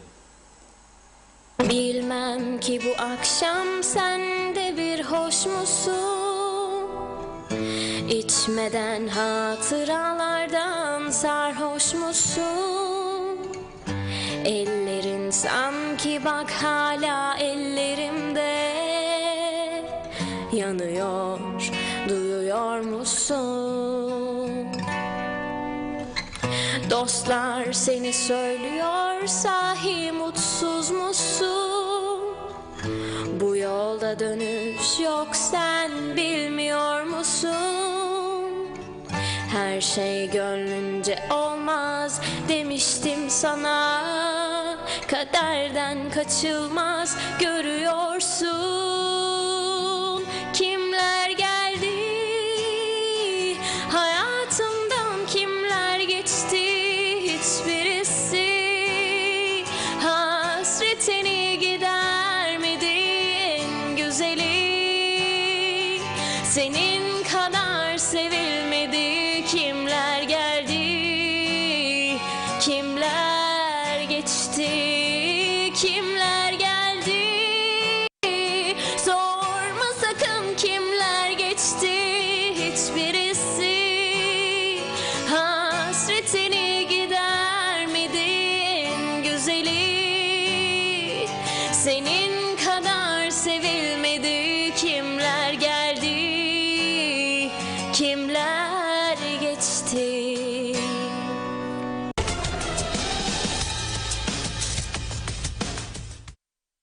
Evet, elbette tabii Ajda Pekkan'dan dinlemek bir farklı olurdu bunu ama telif. Onun için bir amatör söz koyduk ama bu kızımız da Naz Ölcal isimli, o da çok güzel söylemiş. Şarkısını yayınladık. Bizi duymuyor ama duyarsa teşekkür ediyoruz kendisine. Evet, şimdi mesajlara geçiyoruz. Bakalım hangi başbakan daha çok iz bırakmış, hangisi daha çok kendini sevdirmiş. Bunu konuşalım. Sayın Hüseyin Özürgün'ün görev süresi hakkında bir uyarı geldi. 17 demişik. 16 doğrudur ama başbakanlık da kimler yapıyorsa lütfen bu arşivi, bilgi işlemcileri düzeltsinler. Çünkü oradan aldıklarımız maalesef böyle yazıyor tarihler. Ona bir önem vermeleri lazım. Bir de Tufan Bey'den itibaren tarihleri de koymamışlar. Eski Tufan Bey'den öncekilerin tümünde hangi tarihten hangi tarihe yaptığı var. Tufan Bey'den itibaren Tufan Erjurman, Ersin Tatar yok bir şey. Demeleri lazım falan tarihten falan tarihe. Demek ki hükümetler hızlı değiştiği gibi bu bilgi işlemcileri de hızlı şekilde değişiyor. Veyahut da ne uğraşalım falan filan havası da olabilir. Olmaması lazım devlet işinde ama Kuzey Kıbrıs Türk Cumhuriyeti'nde böyle tam bir devlet ciddiyeti olduğunu zaten hiç kimse iddia edemez. İşte o bir şekilde bir şeyler olsun falan diyoruz. Öyle oluyor. Buyurunuz. Evet, hemen başlayayım tabii. Bu arada yoğunluktan mesajlar her zaman söylüyorum. Önümden böyle limiti aştı. Hemen sıradan gideyim. Mehmet İnancı, Sayın Tatar'ın hem Başbakan hem Cumhurbaşkanlığını birlikte yürütmesi rekorlar kitabına girer diyor. Kamil Özalay da bazı kişiler defalarca aynı mesajları atıyorlar demiş. Berkant Özgüler şaka gibi önüne gelen başbakan olmuş. Evet, İsmet Ezel 11 başbakan ama kaçı bırakıp gitti diyor. Ömer Tiryaki iyi yayınlar dilemiş. İsmet Ezel kaçta işe alım diye soruyor. Mehmet Kurtulmuş gelmiş geçmiş en başarılı başbakan Doktor Derviş Eroğlu yazmış. Fikret İpekçioğlu bunları duyduktan sonra sanki de planlanmış bir başbakanlıkların devamlı değişmesini sağlıyorlar diyor. Ebru Yalçın Karakaş'ta Sibel Siver diyor. Kerem Kartal eski başbakanların kronolojisini çok iyi hazırlamış. Hafızalarımızı tazeledik. Sanırım en fazla iz bırakan Sayın Derviş Eroğlu, Mehmet Ali Talat, Ferdi Sabit Soyer ve tabii ki de Ersin Tatar. Reşat Bey çok doğru söylüyor. Siyasi istikrar olmadan ekonomik istikrar olmaz. Sağda ve solda çok fazla parti var. Bunların sayısı azalmalı. Gerekirse seçim barajı yükseltilmelidir. En fazla hizmet eden bence Sayın Derviş Eroğlu'dur. Çünkü Sayın Rauf Denktaş'ta da çok uyumlu çalışıyordu diyor. Mehmet Akın, Kuzey Kıbrıs'ın makus tarihi 2-3 sendika bir araya gelir, hastane kamu eylem yapar ve bu kriz, kaos fırsata döner ve koltuk kavgası o zaman başlar. Merhum Levent Kırca'nın böyle bir skeci var, çok komik, izleyebilirseniz çok seviniriz. Kimler geldi kimler geçti, süperstar Ajda Pekkan diyor. İsmet Ezel de ismini yazmış. Ömer Boz Karavezirler, Tufan Hoca daha da bıraksalar daha iyi olacağına inanırdım. Olmadı. Eminim şu an Tufan Hoca'ya sırt dönenler şimdi pişmandır diyor. Evet, Mehmet Akın da Ajda Pekkan demiş süperstar. İmren Dinçer, 3 aylık geçici başbakanlık yapan Siber hanımefendi. Sayın Hakkı Atun Bey'i unuttunuz. O da başbakanlık yapmıştır. 20 yıl dedik diyor. ama Evet, 20 yıl. Son 20 yıl dedik. Yoksa Nejat Konuk var, Hakkı Atun Bey var, Mustafa Çağatay var ki Kıbrıs Türk siyasetinde en dürüst, en temiz kişi olarak iz bırakmış biridir. Allah rahmet eylesin ona da. Nejat Konuk Bey Allah rahmet eylesin, çok dürüst, çok iyi bir insan olarak anılıyor her zaman. Var yani Hakkı Atun Bey var, Osman Örek Bey var, rahmetlik var tarihimizde ama 20 yılı aldık baz olarak. Ne kadar çok sık değişim olduğunu göstermek açısından son 20 yılı baz aldık. 20 yılda 11 tane başbakan varsa bir başka dünya ülkesi bize söylesinler. 20 yılda 11 tane başbakan değişen bir başka dünya ülkesi varsa söylesinler. Dünyanın en zengin ülkelerinde yoktur bu. Bu bolluk, bu siyasi bolluk. Nasıl vatandaş sana güvenecek? Yoktur böyle bir güven. Evet. Evet, Osman Yıldız da iyi yayınlar dilemiş. Hodri Meydan şarkısını çalın lütfen. Sizi seviyoruz diyor. Necdet Mavi Gözlü, şarkının ismi Kimler Geldi Kimler Geçti. Daha bakalım kimler gelecek Reşat Bey. Bence milletvekilleri sıradan başbakan olacak diyor. Usta da yazmış. Kimler geldi, kimler geçti. Ajda Pekkan. Cemal Sinekçi, çok kalmadı. 39 tane daha kaldı. Hepsi başbakan olsun, tamamlansın diyor. Ozan Demiralp, Sayın Akar bunlardan olmaz demiş. Olsa olsa evet, eleştiri getiriyor. Bu kadar basiretsiz ve evet cibiliyetsizlerin idaresinde iyi bile yaşadık demiş Ozan Bey. Bedrettin Temiz de yazdı. Cihan Köroğlu da kimler geldi kimler geçti. Ozan Demiralp de. Salih Mullalı, bunları niye sayıyorsunuz ki, ülkeye halka ne faydaları oldu demiş. Büyük bir hiç diyor Salih Bey. Tijan Soyluer de şarkının ismini yazdı. Nazime Nalbant da yazdı. Hüseyin Reyhan, Havva Rozagi.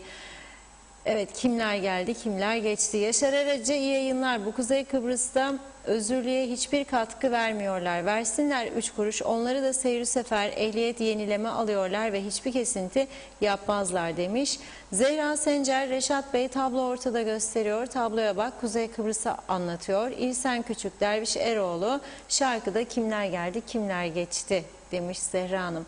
Murat Hayat, Reşat Bey sizin sesiniz de güzelmiş diye duydum, doğru mu diye sormuş Murat Bey. Yusuf Açlı iyi yayınlar diliyor. Çok kısa olmasına rağmen Sibel hükümeti mükemmel, şarkının adını da yazmış. Tijen Soyluer de. Evet, Gizem Allah Kerim, Ajda Pekkan, yıl 1973, Kaderimin Oyunu 45'liğinin B yüzündeki şarkısı. İyi yayınlar, süpersiniz Gizem Hanım. Evet, Serhan Kavaz da yazdı. Tijan Soyluer ayrıca en sevdiğim şarkı diyor. Metin Maraş Ali de yazdı. Ümit Mustafa da yazdı. Rahmetli ninemle yaşıttır Ajda Pekkan demiş. Manken gibi durur maşallah diyor. Mustafa Yılmaz, sizi her gün severek izliyorum kaçırmadan. Kimler geldi kimler geçti ama doğrudur, ne yaptılar bu ülkeye için. Beni en çok üzen konu sürekli bu tarafın Rum tarafıyla kıyaslanması. CTP de geldi en düşkün onlar Rumlara. Yapsalardı o zaman hükümeti küçümsemek kolaydır yani demiş. Hüseyin Koltan, Reşat Bey demek ki Sayın Eroğlu dönemiymiş çünkü uzun süreli başbakanmış diyor. Kemal Sesi Güzel'de kimler geldi, kimler geçti, en iyi başbakan İhsan Küçük ve Hüseyin Özgürgün dönemi demiş. Evet, Özel Ahıskal, tüm anlattıklarınıza katılıyorum. Başbakanlardan biri gitti, diğeri geldi. O da tamam. Fakat madalyonun öbür tarafı da Kıbrıs Cumhuriyeti kuruldu. Türkiye hazmedemedikleri için yok saydı, yıktılar. Anlaşma oldu farz edelim. Bize hoş geldiniz sevgili Türkler mi diyecekler? Hiç sanmam. Yani bizim başbakanlar 1 ya da 2 yıl, Kıbrıs Cumhuriyeti de 3 yıl sürdü diyor.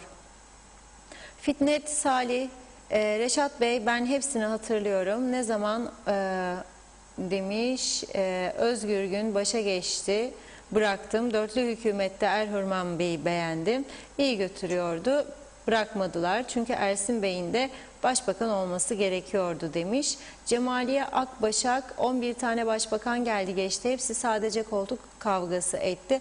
Halkı düşünen olmadı. Bu saatten sonra gelen de koltuğu düşünür. Halkı değil diyor. Necdet Mavi Gözlü, ben başbakan olarak kısa bir dönem olsa bile Tufan Erhürman en iyisidir demiş. İsmet Ezel listeyi 63'ten yapın baştan diyor. Hasan Nihat Erduran 1993'te devrim yaptılar. Hatırlar mısınız? Özker Hoca'dan sonra gerileme devri. Evet, Kıbrıs Türk Hava Yolları gibi çakıldık diyor. Derviş Öztürk rekorlar kitabına bir de Özgürgün girmeli demiş. Memlekette bulunmadan maaş alması çok tuhaf diyor çalışmadan. Erkan Elçika rezilliki siyaset demiş. Nilgün Şah iyi yayınlar.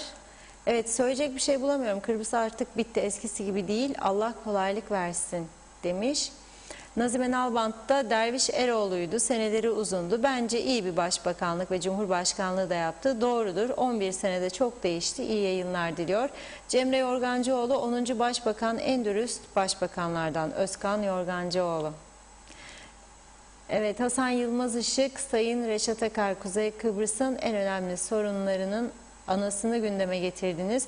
Buna siyasi erk çözüm getirmeli ve başkanlık rejimine geçilmelidir. Aksi halde derneğimiz bile iş yapacak muhatap bulamıyor hükümette. Tüketiciler sorunlarının çözülmesini bekliyor diyor Hasan Bey. Hürrem'de de Reşat abicim ben hiç kimseyi tanımadım. Eşim dedi ki tam başarılı hiç kimse yok. Aysin Öztürk iyi yayınlar diliyor.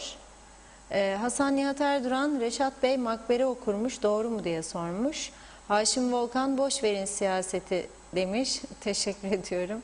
Elif Avşar, Reşat Bey merhaba. Şeker sigorta yeniden gündemde. UBP-DP hükümeti döneminde Demokrat kanadı yönetiminde olan ve adeta talan edilen şeker sigorta ile ilgili yeni yönetim kurulu atamaları şaibe kokuyor demiş. Bataktan devlete borç verebilecek noktaya gelen bir kuruma yazık ediliyor. YDP içerisindeki kavga giderek daha da ciddi bir hal alıyor. Seviye sorunu bir yana 11 Nisan'a kadar hükümet icraatları da ciddi oranda riskli. Başbakan YDP kanadının atacağı her adımı, yapacağı her atamayı mercek altına almalı diyor. İzzet Kahraman, İhsan Küçük zamanında bize besleme dediler demiş. Serdar Gürtekin 18 Mart Çanakkale zaferini kutlar. İyi yayınlar dilerim. İçinde bulunduğumuz bu sıkıntılı günler bir gün bitecek. Ancak geride kimler kalacak göreceğiz diyor. Hasan Bey, Hasan Nihat Erduran, ambargolu Birleşmiş Milletler statükosu bu maalesef kapalı devre ekonomi diyor. Ebru Yalçın Karakaşlı'da bugün Sayın Cumhurbaşkanı misafir ağırlarken utanıyorum dedi. Özel sektör ve özel sektörde 1500 lira ödemeyi bekleyen işsiz kalan insanlarımız adına ben de utanıyorum demiş. Ergün Çağrı İtalya ve Kuzey Kıbrıs dünya şampiyonu diyor ve son mesajda yine Hasan Bey'den Hasan Nihat Erduran'dan Tüketiciler Derneği Birleşmiş Milletleri insanlık suçu işler diye dava etsin, sesimizi duyursun dedim. Birol Tatlıcıoğlu da şimdi yazdı. Doğru şarkı kendim ettim, kendim buldumdur bence diyor. Evet Reşat Bey. Yani o da güzel şarkı. Kendim ettim, kendim buldum. Bir başka programda da onu çalacağız. O kadar çok bu şarkıya uyan olay yaşıyoruz ki yani o şarkı her zaman gündemde yer alacak diye düşünüyorum. Kendim ettim, kendim buldum. Biz yarattık bu siyaseti. Sonuçlarına biz katlanacağız. Öyle değil mi? Biz kapattık ekonomiyi. Sonuçlarına katlanacağız. Onda da kendim ettim, kendim buldum. Yarın bağırma, çağırma yok. Bazı sektörleri var şimdi ortaya çıktı. Diyorlar ki işte elimizde kaldı mallarda ekonomi battı da kilit vuruyor sanayi. Ama hiç ağzınızı açmadınız, hiç ses çıkarmadınız bunca zaman.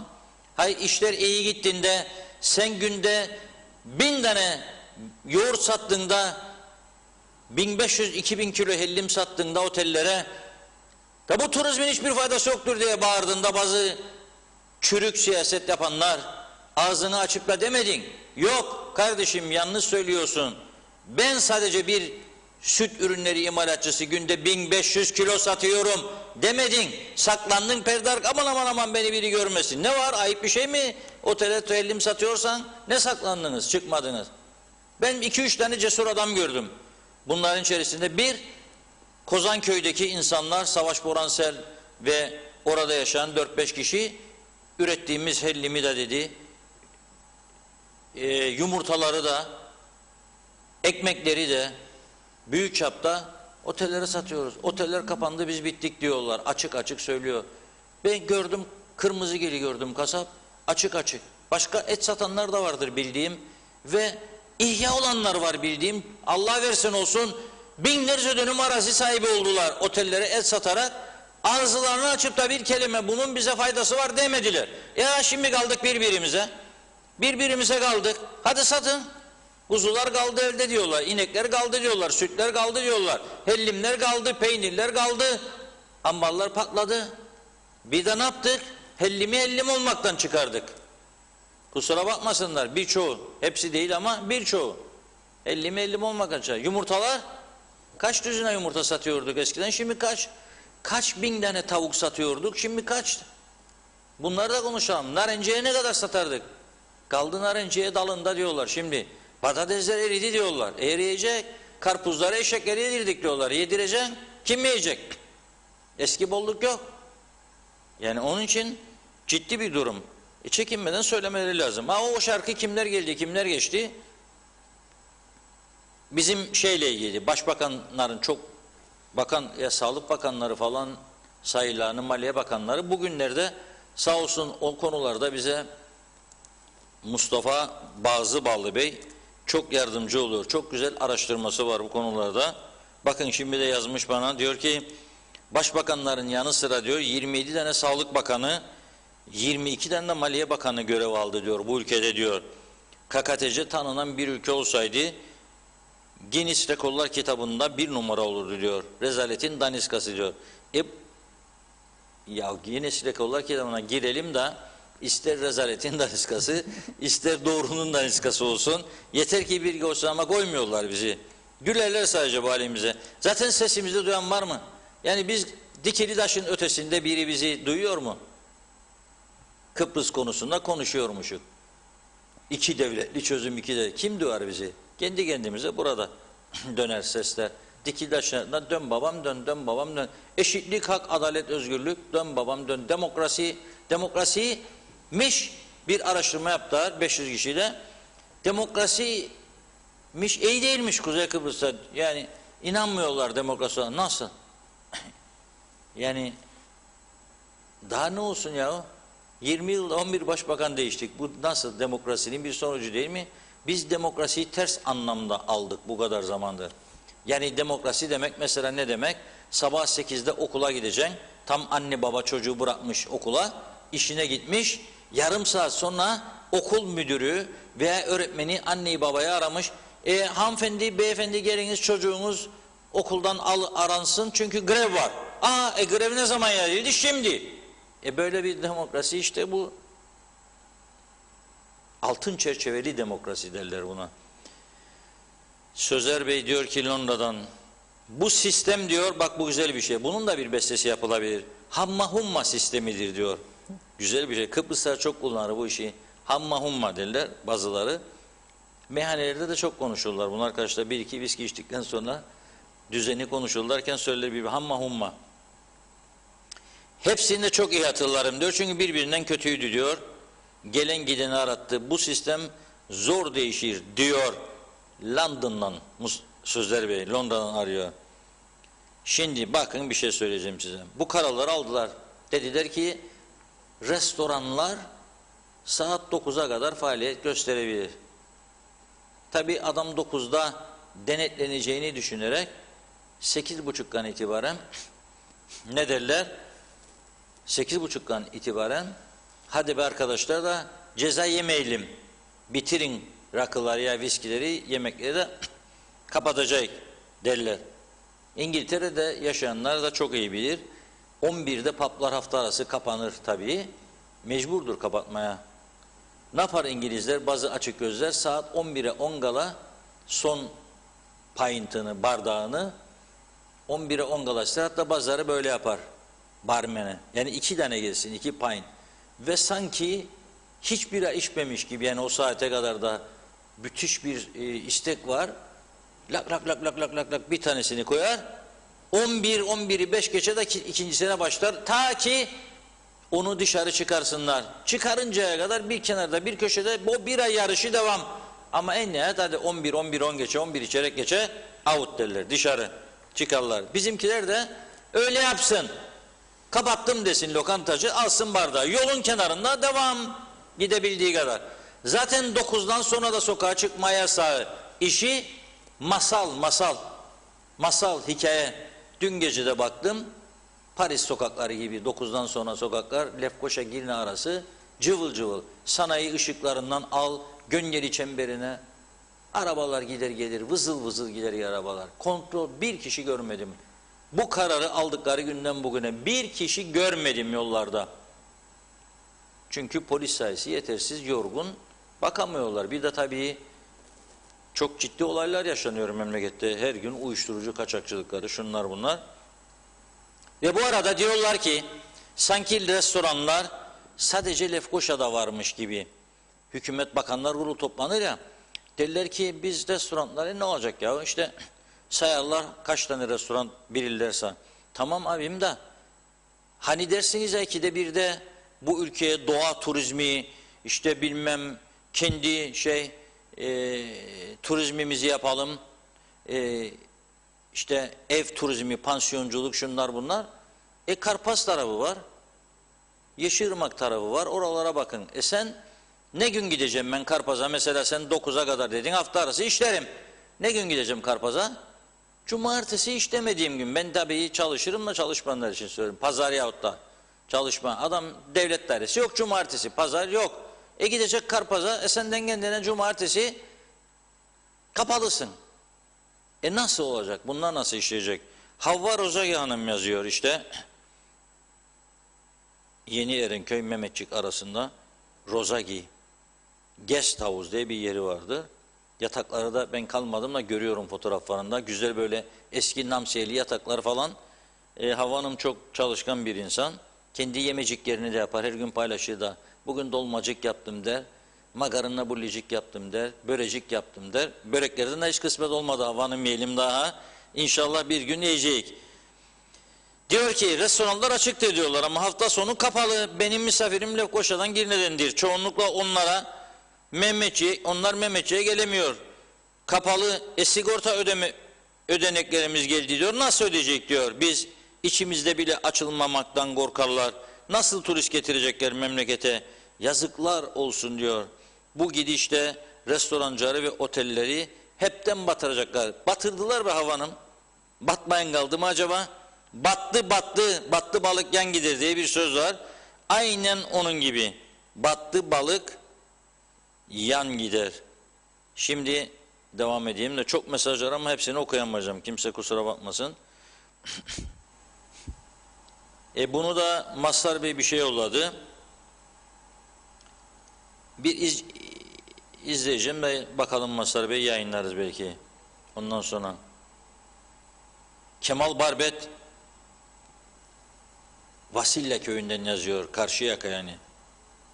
Batsın bu günler yaşadım diyor. Batsın Kemal'ım, buradan sana da sevgiler, selamlar yolluyorum. Volkan Bey de İngiltere'den yazıyor.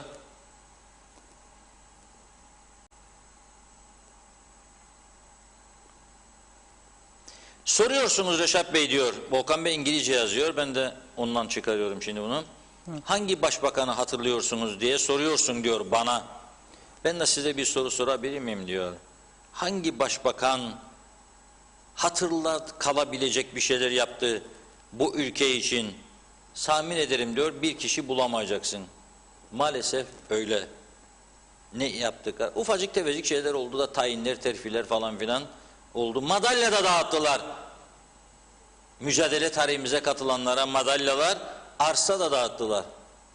Arsalar da mücahit puanı verdiler. O puanlardan alanlar aldı arsa. Bizim de 320 mi 360 bin mi var? Sık da suyunu iç. Çantada duruyor. Islat ve suyunu iç derler ya, öyle bir şey. Turgay Hilmi arkadaşım diyor ki, Nürnberg'den yazıyor. Son günlerde meclis kürsüsünden sanat adına büyük sözler veriliyor. Yarısını yerine getirebilseler diyor, sanat alanında diğer ülkelerin onlarca yıl önüne geçeriz. Umarım hükümetin ömrü devlet tiyatrosunun temelini atmaya yeter diyor. Selamlar. O tiyatroda da çok şeyler var. Hayatımız tiyatro zaten, onun için bir şey diyemeyeceğim. Evet, bir arkadaşımız da diyor ki Türkiye aşı pasaportunun dışında kaldı. Açık söyleyeyim, Türkiye Çin aşısı kullanır diye Avrupa Birliği şimdilik hazırladıkları şeylerde söyleyin, aşı pasaportları diye bir şey var. Aslında elektronik olacak onlar. Gittiğinizde herhangi bir ülke AB üyesi ülkeler arasında veya başka bir ülkeden birileri geldiğinde size bilgisayarda göreceksiniz hangi aşıyı yaptı falan. Türkiye Çin aşısı yapmıştı. Türkiye'yi bunun dışında tutmaya çalışıyorlar. Tabii 14 Nisan'da gidecek Yunanistan Dışişleri Bakanı Türkiye, ama yani iyi dost oldukları söylenemez. Yunanistan'ın Türkiye'ye dostça yaklaştığı söylenemez. Bu işlerin içerisinde Yunan parmağı vardır. Sırf turizmde bu sene Yunanistan Türkiye'ye gidecek AB üyesi ülke vatandaşlarını kendine de çekebilsin diye müthiş bir kampanya yürütüyor. Bu çıktı, medyada da çıktı. Okuduk bunları. Sırf Türkiye'yi dışlasınlar diye. Ama nereye kadar gidecek? Çin aşısı Sinovac'a er veya geç onay verecekler. Avrupa Birliği'nin Sağlık Üst Kurulu bu kararı vermek zorunda kalacak. Şimdi vermiyor. Neden? Çin aşıları rağbet görmesin. Daha çok Avrupa'nın aşıları satın alınsın diye. Ama mutlaka yoluna girecek diye düşünüyorum. Ve çok da mesaj özelden de geldi. Hala dinlemeyenler varmış bazı arkadaşlar. Hodri Meydanı çok üzüldüm. YouTube'da da vardır. Hodri Meydan kaçırılacak bir şarkı mı aslında? Çok müthiş bir şarkıdır. Tarihe geçti. Mehmet Yalçın Bey diyor ki ne yemesi içmesi, 2 aydır ana babama gidemedim, 3 kez izin istedim, red. Kim tutar beni bu hafta diyor. Yasalara uyan cezalandırılır diyor, ama gideceğim demek istiyor yani aileme. Evet, bu Hodri Meydanı dinleyelim ve birkaç tane kaldı, onları da okurum size şarkıyı dinledikten sonra. Tabii Funda Hanım'ın okuyacakları da var herhalde. Aynen. Önüne de geçmek istemiyorum tabii, gücenmesin bize Funda Hanım. Dinleyelim Hodri Meydanı.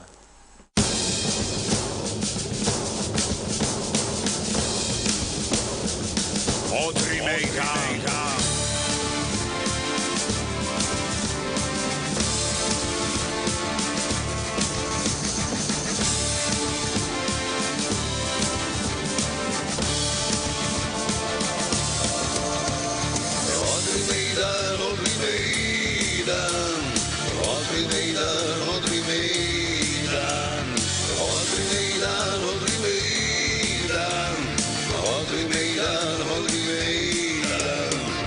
Yanda ortağın çilesi, diğer yanda tufanın şiddeti, gezici verdi cesareti.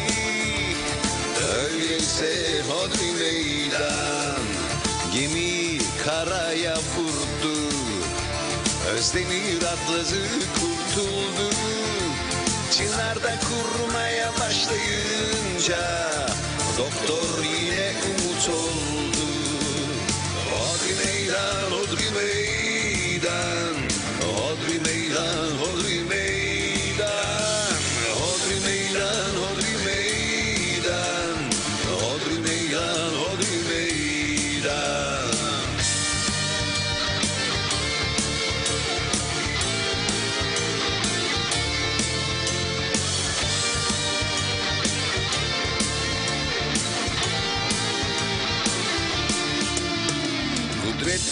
haydi mahalleye.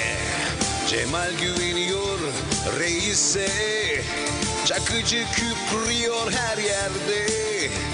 Yeniden doğanlar sahnede, güneşin etrafı bulutlandı.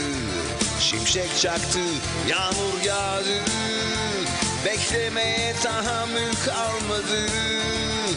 Öyleyse hodri meydan, hodri meydan, hodri meydan, hodri meydan, hodri meydan, hodri meydan, hodri meydan, hodri meydan, hodri meydan, hodri meydan, hodri meydan, hodri meydan, hodri meydan, hodri meydan, hodri meydan, hodri meydan, hodri meydan.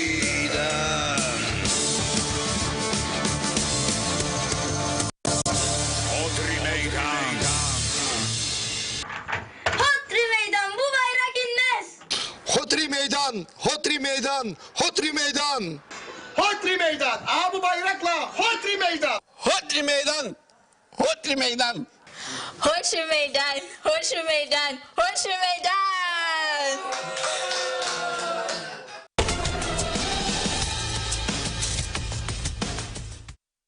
Evet Reşat Bey. Evet. Kimler geldi kimler geçti şarkısını beğenenlere de çok teşekkür ediyorum. Özelden yazanlara da. Gerçekten unutulmaz bir şarkıdır.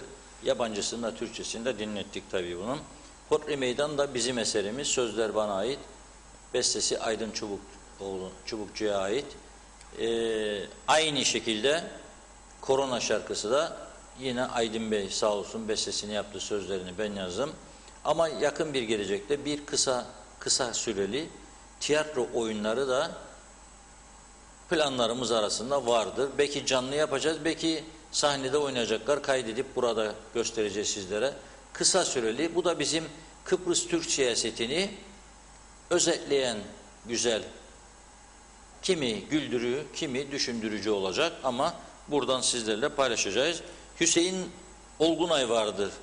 Arkadaşımız Mor Menekşe'den selam eder. Program öncesinde de aradı beni. Bu Cumhurbaşkanlığındaki korona meselesini soruyor. Çıkmadı mı ikinci PCR sonucu? Çıkmadı. Ben nereden bileceğim buradan durduğum yerde? Yani o kadar da dibine darı ekmem. Hüseyin Angolemli'yle siz yemeye içmeye devam edin Hüseyin buradan. Hüseyin Angolemli'ye de selam söyleyin benden. İnşallah yakın zamanda halk meclisleri başlayacak, buluşacağız. Bir araya geleceğiz. Volkan Bey de selam ediyor. Ne zaman diyor Mehmetçe yolunuz düşerse, eskiden düşerdi, Osman Zorlu'ya da dururduk. Kandili fırına da durun diyor. Orada diyor yeğenim Celal var diyor. Bir kofi, kahve ve tatlı söyleyin. Benden de selam söylüyor. Fırına durduktan sonra ekmekleri almadan kaçmayın tabii oradan. Birkaç tane de ekmek mutlaka alacağız. Benden mesajlar böyle Funda Hanım. O zaman ben de hızlıca aktarayım. Barış Erdoğan eğer hırsızlar çalmayı bırakırsa bu memleket çok daha güzel olacak demiş. Kadir Dağcan hepsi değerli. Ekonomik, siyasi bağımsızlık olmadan başarılı hükümet bulmak mümkün değildir. Federal çözüm Cenevre'dedir demiş. Ozan Demiralp, Derviş Bey zamanında tüm UBP delegelerinin evlatları ve torunlarını kamu görevlisi oldu. İşte onun için bugünlere geldik. Tüm Omorfa ve Mausa kamu görevlisi yaptı diyor. Evet, Mehmet İnancı battı balık yampurlama gider. Galiba da hiç sırtı düzelmeyecek Reşat Bey demiş. Evet, İzzet Kahraman sormuş. Sayın Reşat Bey bunun suçlusu biz miyiz yoksa annesine dilencilik yapanlar mı demek istiyor. Sayar Aker siyasi sarhoşlukla günleri yitirip bitiriyoruz. Dobra dobra sözlere kulak kapattık demiş. Evet, Hasan Nihat Erduran, ulaşım ambargosuz Kuzey Kıbrıs 5 yılda turizmde uçar.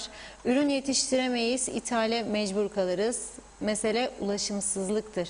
İndir bindirle ticaret turizm olmaz, geçim olmaz, rekabet edilemez diyor. Basın meclis ses vermez, neden diye sormuş. Mutlu Demirdelense 2 anjiyo cihazı alamayan ülke olur mu Reşat Bey, yazık ettiler. Kıbrıslı onca gencin özgürlük için döktüğü kana demiş. Evet, İzzet Kahraman, Reşat Bey, bizim seçilme hakkımız verseler bu hakkı, ama annesinden gelenler bizim hakkımızı gasp ettiler diyor İzzet Bey. Necdet Bey sormuş, Reşat Bey merak ettim, meyhane ve pubları gayet güzel anlatıyorsunuz da benim de aklıma size sormak geldi, siz bunları nereden biliyorsunuz demiş. Adada meyhane, pub. Hasan Nihat Erduran, Limasol. Söyleyeyim, hemen cevap vereyim. İngiltere'ye gittiğimde mutlaka pub'a giderim. Çok severim. Ondan bilirim. Nasıl bilmem. Yaşadım, okudum. İngiltere'yi bilmem olur mu? Pub'ları da severdim. Giderdim İngiltere'deyken. Ama 10 yıl oldu galiba İngiltere'ye gidemedim. Gidersem ilk günden gideceğim. Yani bir özlem var içimde. Burada da meyhanelere zaman zaman arkadaşlarla gideriz. Hele salı geceleri halk meclisi sonrasında bölgenin belediye başkanı, muhtarlar, Hayvancılar Birliği'ndeki arkadaşlarımız, köylülerle birlikte gideriz. Güzel bir şey. Size de tavsiye ederim. Ara sıra gitmek lazım. Kendi kültürümüzdür meyhane. Kötü bir şey değil. Evet. İçtiğinin sınırını bildikçe insan Değil her mi? yer güzeldir. Evet, Hasan Nihat Erduran'da Limasol'da festival, Pile, Bergama açık, Birleşmiş Milletler askerleri, diplomatlar free, ne iş bu diye sormuş. Cumhur Çekimser, Sayın Reşat Bey, Kuzey Kıbrıs Bakanlar Kurulu karar vermiş, Afrika'nın ve bazı Avrupa ülkelerine uçuş yasağı getirilmiş. Bundan sonra uçaklarımız Ercan'dan buralara gidemeyecek mi diye soruyor. Güneş Yıldız, Bakanlar Kurulu, Sağlık Üst Kurulu sadece kapatma kararı verdiler. Halk için, zor durumda olanlar için bir şey yaptılar mı? Kendi ceplerinden hiç bu insanlara yardım ettiler mi? Hiç empati kurdular mı? Bir elin yağda, bir elin balda, zor durumda olan alt kesimi düşünmüyorlar.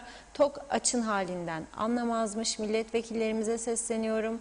Bir kez olsun elinizi cebinize atıp zor durumdaki ailelere yardım edin. Bir hayrınız olsun demiş.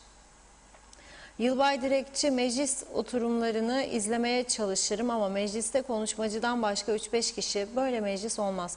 Kapatsınlar ve evlerinden yapsınlar yasaları diyor.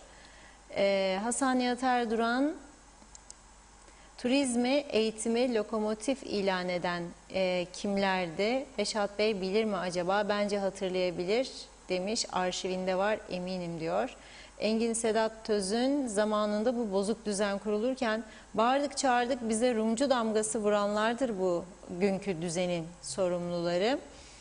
Ne Rum'dur ne İngiliz, bizimkilerdir hama huma düzeni, Denktaş derviş düzeni diyor.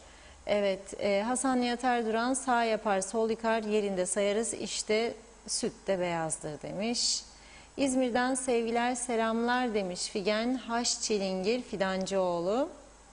Hasan Nihat Erduran, Aydın Çubukçu müthiş diyor. Ali Yıldız, bir yıldır bugünleri anlattınız Reşat Bey. Ne dediyseniz çoğu oldu. Bundan sonra bizi ne bekliyor diye sormuş. Necdet Mavi Gözlü, Hodri Meydan şarkısını ilk kez dinliyorum. Güzel ama korona şarkısı ondan çok daha güzel. Hayırlı akşamlar. Yarın yine sizleri misafir etmekten mutluluk duyacağız demiş Necdet Bey. Mustafa Ünlü, üst düzey ve evet, benim anlamadığım soru, Hastane Türkiye'nin, Cihazlar Türkiye, Türkiye ambulansları, Türkiye yolları, Türkiye pazar yerleri, Türkiye'ye parayı yollayan, Türkiye'de bu ülkede sadece 200 bin asgari ücretli var. Bugün 1000 TL çalışma izin parası alınır. Bu vergiler nereye gidiyor? İyi yayınlar dilemiş. Nazime Nalbant teşekkür ediyor mesajlarını okuduğum için. Kadir Hazırlar, iyi bir insan neden hırsızlık yapar diye sormuş. İsmet Ezer, Gazi Mosa'da Çanakkale şehitliği var ama anma töreni olmadı bugün diyor. Evet, Salih Muğlalı, yemeden içmeden güzelliklerden bahsedin diyor. Son olarak İzzet Kahraman'da, Sayın Reşat Bey, ben size malt bira ısmarlarım, gelirseniz Londra'ya diyor. Evet. Son mesajda İzzet Bey'in çok teşekkür ediyoruz ilginize. Evet Reşat Bey, son olarak neler söylemek isterseniz programı noktalayalım. Evet, sorular vardır. Bazı soruların zaten kendi cevabı içindedir soruların. Evet. Daha önce konuştuğumuz son bir yılda söylediklerimiz aslında koronanın başladığı günden bugüne söylediklerimizin haklılığı şimdi daha iyi anlaşılıyor ve anlaşılacak diye düşünüyorum. Eğer başında bahsettiğimiz gibi pandemi hastanesi daha sıcağı sıcağına Nisan-Mayıs aylarında kurulsaydı bu kapanmalar daha kısa süreli olacaktı. Çünkü eğer vaka sayısı artarsa ben ne yapacağım diyen Sağlık Bakanı o lafı söyleyemeyecekti. Vaka sayısı artarsa da kontrolümüz altında olacak, imkanlarımız, hastanelerimiz hazırdır, ekibimiz hazırdır diyebilecek noktaya gelseydi kapatmalar daha az olacaktı. Eğer test kitleri konusunda daha erken hareket edilebilseydi, bir dayanışma kampanyası geliştirilseydi o zaman daha hızlı testler yapılacaktı. Daha erken vakalar önlenecekti. Günde 700, 550, 600 test yaptığımız günleri hatırlayalım bir. Şimdi de 5.000, 6.000'lerden söylüyoruz. Rum tarafı 40.000, 50.000'e çıkardı testlerin sayısını. Test sayısı arttıkça onlarda vaka sayısı artıyor. Daha erken müdahale ediyorlar. Çünkü 100 sene gitmeyecek bu iş. Nisan'dan sonra turizmi açacaklar. Daha sağlıklı bir toplum hazırlamaya çalışıyorlar. Biz de yapabilirdik. Dolayısıyla bunun gibi birçok önerilerimiz oldu. Şimdi onları durup bir bir saymaya gerek yok. Önümüzdeki günlerde eğer çok öcü korkusu vermemiz doğru olmaz. Eğer yavaş yavaş ekonomiyi açarlarsa ve bu ülkeye turist gelmeye başlarsa yavaş yavaş toparlanmalar olacak. Ama bir ayda, 2 ayda toparlanacağımızı düşünmem. Yani öyle bir hızlı yükseliş olmaz. Kolay değildir. Hele hele çok fakirlik çeken, çok borçlanan, borçlarını tehir eden insanlar var. Onların düzelmesi zaman alacak inancındayım ama morali de bozmadan geleceğe umutla bakmamız lazım. Aşılama kampanyasını hızlandırırsak toplum içerisinde cesaretimiz artacak. Oturup da ne zaman geleceğini bilmediğimiz aşılar için konuşma yapmak, televizyondan televizyona gezerek her gün bir televizyon, 2 televizyon, web sitelerini de şurayı burayı, internet gazetelerini de işte gelirse bunu yapacak da giderse bunu gelecek mi gelmeyecek mi, ne zaman gelecek? Bilmediğimiz bir şey için nasıl yorum yapacağız? Ne zaman geleceğini biliyoruz ama ne zaman belli değil. Yeni alternatifler üstünde durmak lazım.